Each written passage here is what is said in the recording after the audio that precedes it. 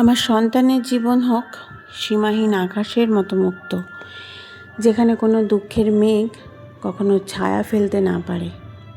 তার হাসি যেন প্রতিদিন নতুন ভোরের আলো হয়ে জ্বলে ওঠে, আর তার চোখে যেন কখনো কান্নার ভার না জমে।